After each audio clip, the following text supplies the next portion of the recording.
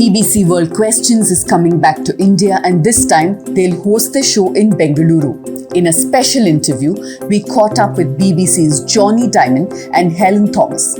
We asked them what it's like hosting the show all across the world, what they were expecting in Bengaluru, and what it's like being a royal correspondent. Listen in. Thank you so much for taking out time.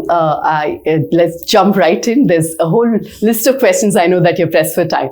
My first question is the most obvious one. Tell us about the show. Tell us why you're in India. I mean, why are we in India? Because it's India. Because it's amazing. This astonishing country. I don't need to tell your own audience about how amazing India is. I mean, it's an insane pleasure to be here and to feel the throb of this country. And that's why we're here, is so that we can take that throb and tell the world about it. The show itself is a panel of 4 or 5 people, business people, politicians, analysts, a mixture of those, and an audience. We record it live, and the questions come from the audience. And this is the critical thing. Yeah. We like to think of the show as a sort of bottom-up program. The questions are from them. The panel doesn't know the questions before they get them. We like to get the opinions of the audience into the program as much as possible. We like energy. We like a lot of heat, but we also want light. We want to get to the sort of the real topics as well. So it's a juggle of audience, panel, time, energy, you name it. And most people who come along to it and most people who listen to it or watch it really seem to enjoy it. It does very well on the World Service Network, and it does very well as a podcast and on YouTube. So it seems to work. It's a as Helen will tell you, Helen does nearly all the work on it. I'm just it's a massive effort to organize. But it's a hugely exciting and challenging program, and we hope it gives the world a chance to look into the nations that we go to. Yeah, I want to know more about the organizing part. I'm sure you guys make it look very easy, but there's a lot of work that goes in. But before that, do tell us why you chose Bengaluru this time. Last time you guys were in India, you were in Delhi. So tell us why Bengaluru and also why you chose this topic. Yes. Well, as you said, we were in Delhi in 2018. It was a great program there. People asked us questions about pollution, obviously, about jobs, about fake news. And then we thought, well, we want to go back to India. It's a really interesting time politically. And let's go to Bengaluru, the IT capital of India, and let's get a different view on what's happening on India. So what we're hoping is that it'll be both some local issues, some Bengaluru issues, but also some national issues as well. And so on our panel, we have a union leader from KITU, the IT workers union. We have an MP from INC. We have BJP spokeswoman. We have a leading business leader, and we have a journalist from your channel, which will be wonderful. And hopefully they will, as Jonny said, engage with our large audience. We've got 300 people registered to come along so far. So we've still got some tickets. Mm-hmm. So if you're watching and you want to get a spot in that audience and take part and participate, put your question in, just go to the BBC World Service World Questions website, and there's a link there to register. So yeah, that's why we're in Bengaluru, to hear about what's happening here in this really exciting kind of new India city, I'm describing as, if that's correct. Partially, I suppose. I mean, you are in Delhi, I guess. But but before I take the next question, for those of you watching, if you are in Bengaluru, we have put the link in the description. You can click on that and register. I can't promise how many spots will be left by the time you click, but it's worth a shot. And it'll be great fun being there. You can ask your questions directly, your comments, and what have you. Jonny, tell us more about what you're looking to discuss. You know, it's funny. I mean, we're looking to discuss India, and I know that sounds daft, but I don't want to be more specific than that because, as I say, the questions really do come from the audience. And sometimes around the world that throws people and they think that we direct the discussion. It's true, we do choose the questions. We get a mass of them, sometimes 200, 300 questions all come in the space of about an hour. And it's a fairly frantic hour. But we try and choose questions that are representative of the kinds of numbers that we're getting and the spread of topics. I mean, so, what is interesting about going around the world is how some topics come up everywhere. The environment comes up an awful lot. And I'd be surprised if it didn't come up somewhere here. The cost of living comes up the whole time. These are things that just bind the whole world together. Very often, law and order comes up. Very often, things that you think would come up don't come up at all. We were in Jamaica a few years ago, and we were convinced that slavery would come up as an issue. It didn't really come up at all. So you get a really big spread of things, and I don't want to predict what will come up. It really is driven by the audience. And that, for me, is why it's so exciting. Instead of us sort of talking from on high, it really is just encouraging debate to come from the audience and to put the panel on the spot. It sounds to me like it's a freewheeling conversation, right? I mean, it's produced, yes, but like you said, you can't predict what the audience will ask. So how challenging is that for you as a producer to manage? Have you had any issues where you've kind of been taken aback and the situation's kind of spiraled from, where it started?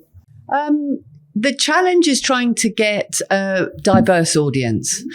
So what we do is we put out adverts on Facebook, we promote the program quite widely, and we hope that as many people from the city, from different backgrounds, will come along and join the debate. So for us, that's the real challenge, is to try and get a real mixture of audience, age, different classes, different points of view, different points in the political spectrum. That's our really biggest challenge.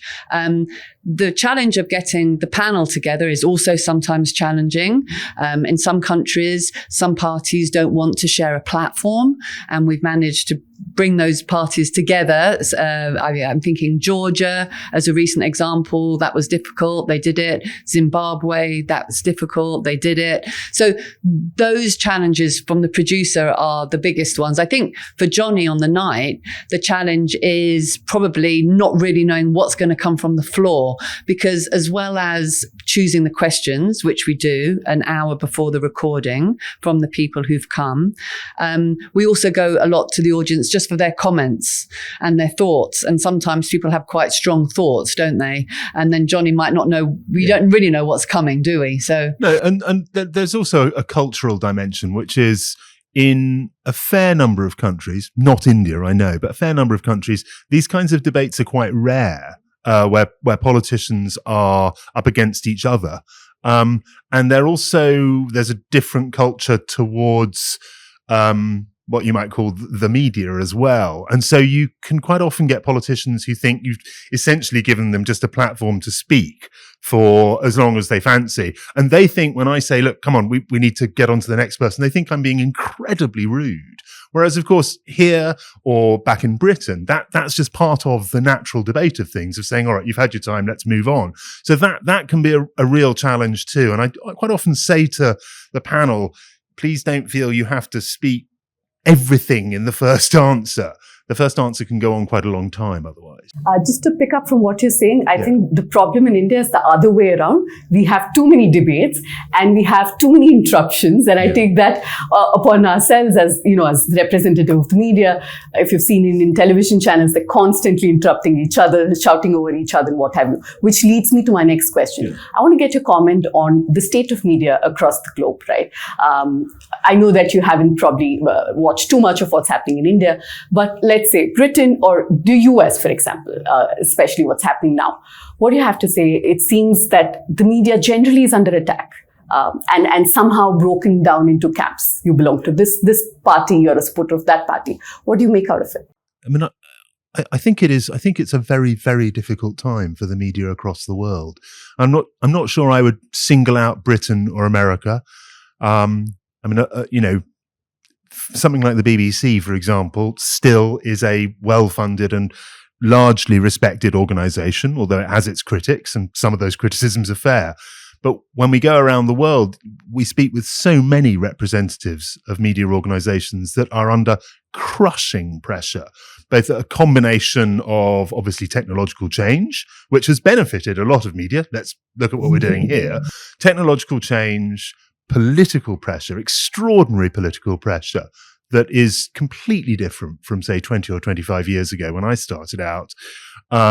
Economic pressure, the concentrations of media ownership, the self-censorship that goes on. I mean, it is breathtaking and it is depressing. At the same time, I don't want to be the one who sits there and says, oh, this social media stuff is awful, isn't it? All that rubbish out there, because it has freed so many people. It has allowed operations, like this one, like all across the world, to grow up from the bottom. And it's provided a really useful challenge to big organizations like the BBC and also to governments as well. But the political and economic pressure on media organizations is extraordinary wherever we go, really. It's very hard to find a place where things have got better, and where truth really springs out unchallenged. It's a very hard time for a lot of organizations. Right. Helen, can you share some of your, most challenging or some interesting, times when you've had to organize in challenging countries? Because you guys have gone to war-torn countries, you've gone to countries with authoritarian regimes, democracies that are still in the making. So. Yeah, I mean, I think I mentioned earlier Zimbabwe as an example, probably the most challenging program we've made, and also actually the most enjoyable, my favorite. So President Mugabe had just died, so the country was kind of free for the first time, and we were one of the first media outlets to go in and make this kind of program. And the energy in the room was incredible. To have the opposition on stage talking freely, to have an audience who were full of excitement about the upcoming elections. It was a very, very special program. So that was probably my favorite.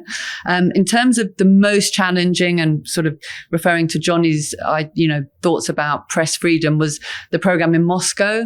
Was a very difficult program, largely because many venues didn't really want to hold it there for various reasons. And it was a sort of early indicator of what was to come in Russia in many respects. So those were probably the two ones that really, I think about as the most challenging programs. Often they are also the most interesting ones for those reasons. I mean, it's quite interesting, I think, because some of the most challenging programs, I guess, are the ones, and this sounds mad, that we haven't done because we can't go there.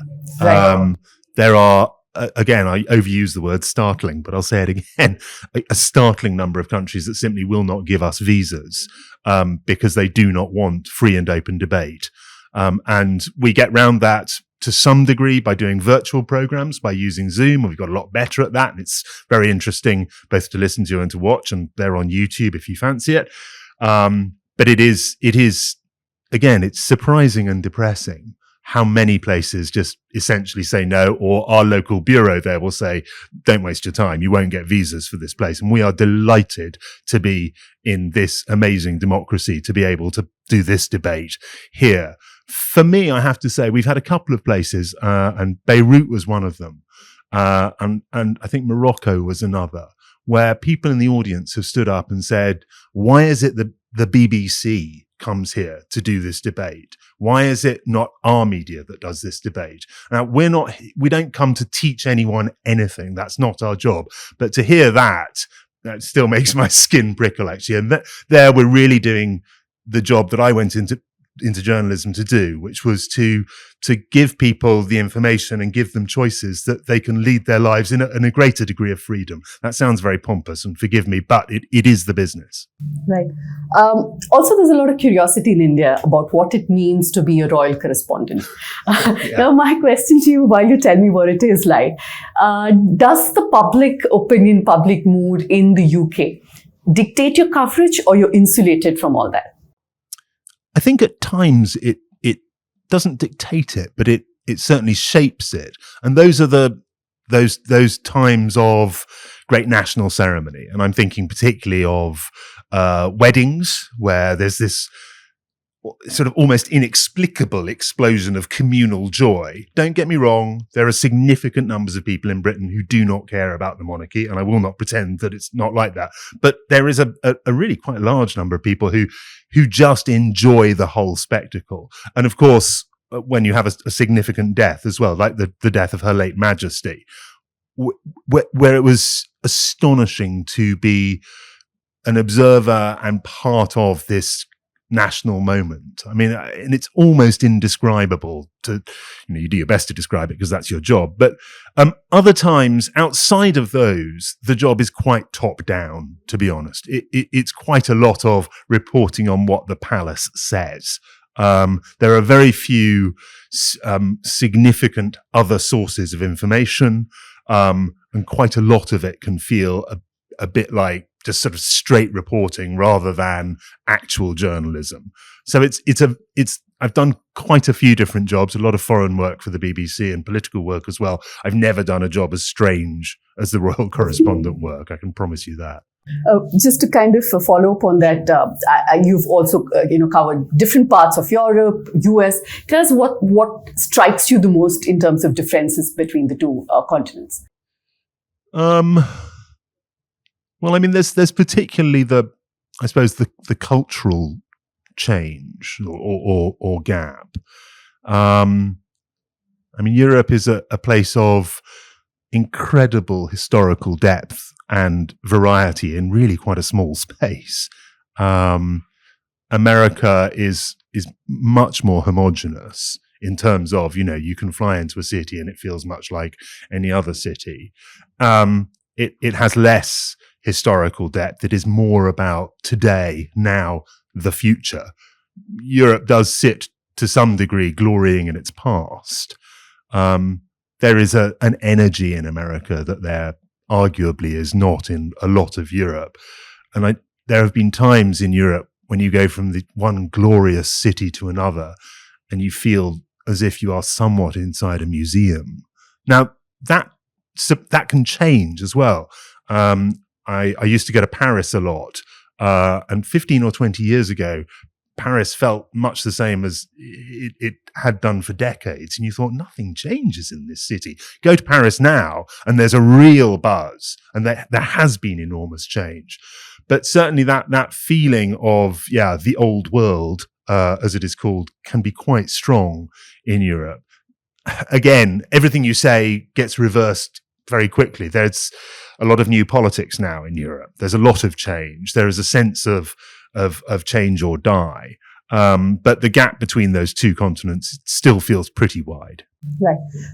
Helen, in the 100-odd shows that you've done in different parts of the world, how do people perceive media and that perception of how their idea of media is based on what they see locally? How has that made it interesting or challenging for you? Jonny and I were in Zambia recently. Is that correct? Yeah. Yes. Yeah. And we were very interested there when we met kind of state broadcasters who were not really allowed to do anything other than what the state told them. So we do meet journalists when we make the programs, and we learn from them about the media landscape in various countries. I mean, to us, when we're there, we're really there to hear the audience more than the media landscape, if that makes sense. So for us, our challenge is, as I said, to get those kind of diverse, mixed audiences along. And those audiences to us are as important as the people we have on the panel, because we come a long way to hear from them, actually. We can probably get the politicians down the line from London and do something on Zoom or get them into a studio. But what we never really get the chance to do is to hear groups of people talking to each other and holding their politicians to account in front of us, which is a great honour and privilege for us. So you ask about the media landscape, but in a way that's not something that the program is really about.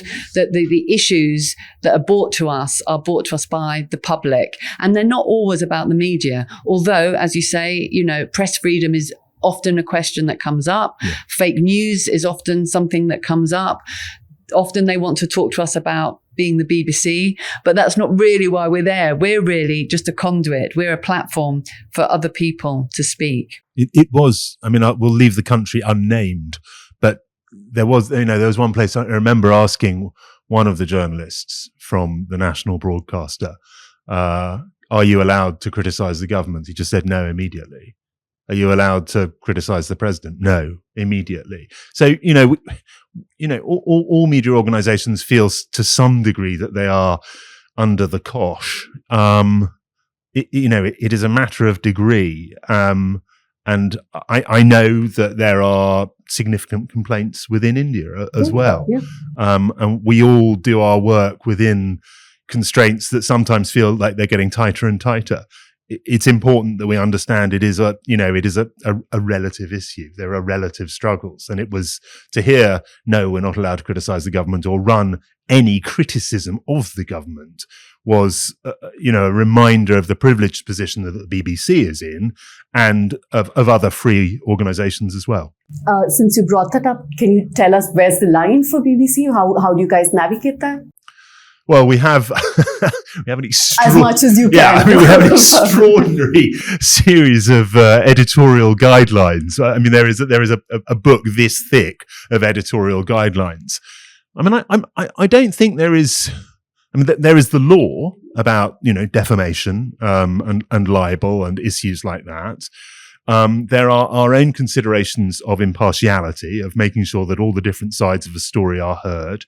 There is decency. I think it's very important that we are not encouraging bitterness, anger, that we are a civilized space for debate. I don't think there are other significant constraints from the government apart from those, and they are very important constraints, obviously. Decency and fairness and impartiality. But, let's be honest. Yes, of course, there are pressures all the time from all the different kinds of parties, whether it's business, trade unions, government. These things happen. And I think it would be unrealistic to suggest that you don't in some way react to them, either through a degree of thinking, right, what's going to happen if we broadcast this? You have to think about that, whether it's the law or whether it's a reaction from government or as a result of pressure that comes down afterwards. Before I wrap up, I want to just talk about fake news because, when we watch a lot of television news channels here, one thing that strikes us is the panelists are allowed to peddle a lot of misinformation and get away with it. Although the moderators, the anchors know that it's fake news. It's very obviously so. Has that happened to you? And I understand that you guys don't pretend to be experts, whichever country you're going into, but some things are very obviously not true. Right? So when that happens, is there a level of moderation? Do you guys kind of step in or set the record straight?